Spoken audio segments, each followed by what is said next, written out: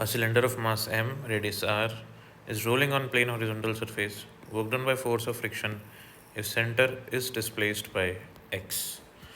तो यहाँ पे हम डायग्राम में देखते हैं कि प्योर रोलिंग हो रही है और हमारे पास ये जो सरफेस है प्लेन हॉरिजॉन्टल सरफेस है, मानते ये फ्रिक्शन है, यहाँ पे ये रफ सरफेस है और लीनियर स्पीड या लीनियर वेलोसिटी की डायरेक्शन टूवर्ड्स राइट है और जो इसका एंगुलर वेलोसिटी है वो आपकी है क्लॉकवाइज।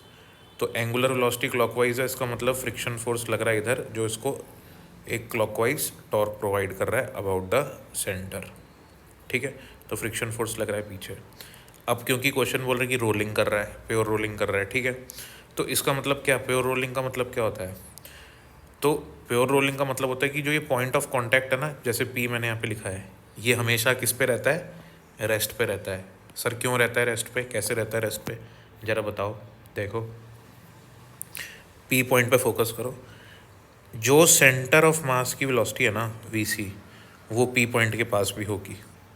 ठीक है, तो इधर होगी आपकी ये वी सी वेलोसिटी, मैंने पी लिख दिया, इसको गलती से माफ़ कर दो, यहाँ आ जाएगा आपका V C, centre of mass की वी सी, तो पी पॉइंट के पास भी वी सी। एक्चुअल में तो हर पॉइंट के पास होती है वी सी, पी की बात कर रहे हैं तो अभी उसी की बात करते रहते हैं अपन।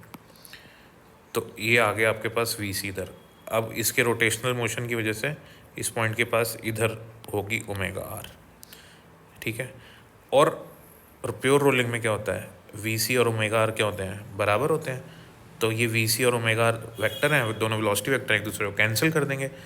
तो जो पी पॉइंट है वो किस पे रहा? रेस्ट पे रहा। ठीक है, तो पी पॉइंट अगर रेस्ट पे रहा तो हम क्या कह सकते हैं कि since the net velocity of point of contact in pure rolling is zero, therefore the point of contact will be at rest. ठीक है, सो अगर पॉइंट ऑफ कांटेक्ट चलता ही नहीं है तो पॉइंट ऑफ कांटेक्ट का डिस्प्लेसमेंट भी नहीं होगा। अब क्या हुई, बॉडी तो रोल करके इसका सेंटर यहाँ से यहाँ आ गया। मुझे एक बात बताओ कि ये जो पॉइंट पी है, ये जो पॉइंट पी है, इसको इस एफ फोर्स ने कितना मूव कराया? इसको ये एफ फोर्स मूव ही नहीं करा पाया क्योंकि ये पॉइंट भी रेस्ट पे रहा। तो अब घूम के अगर ये पॉइंट वापस भी यहाँ पे आ जाता है, गोल घूम के वापस भी ये पॉइंट यहाँ पे आता है, तो पूरा जो हमारी बॉडी है वो तो इधर से इधर शिफ्ट हो गई, लेकिन जो फ्रिक्शन फोर्स है उसने पी को डिस्प्लेस ही नहीं कर पाया।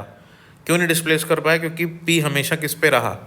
पी हमेशा रेस्ट पे रहा, क्योंकि वो पॉइंट ऑफ कांटेक्ट है। तो पॉइंट ऑफ कांटेक्ट कभी मूव ही नहीं करता, तो अगर मूव ही नहीं करेगा, डिस्प्लेसमेंट ही नहीं होगा, तो फ्रिक्शन कोई काम भी नहीं करेगा। तो इसलिए वर्क डन क्या होता है? फ्रिक्शन इनटू डिस्प्लेसमेंट होता है ना। तो क्योंकि डिस्प्लेसमेंट नहीं है इसलिए फ्रिक्शन फोर्स का कोई वर्क डन भी नहीं होगा। तो this is the correct explanation for this question. Thank you. अच्छा, इसमें हम ऐसे बोल देता मैं कि work done by friction force कब होता?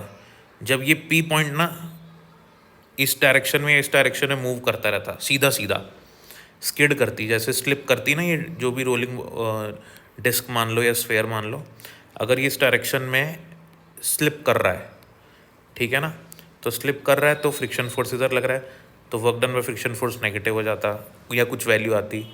अब ये पी पॉइंट इधर की तरफ मूव करता है, ऐसे लीनियर मोशन करता, तो मैं बोलता भाई फ्रिक्शन फोर्स इस पर कुछ काम कर रहा है, पॉजिटिव वर्क कर रहा है। ऐसा तो है नहीं, तो इसलिए फ्रिक्शन फोर्स का वर्क डन ज़ीरो रहेगा।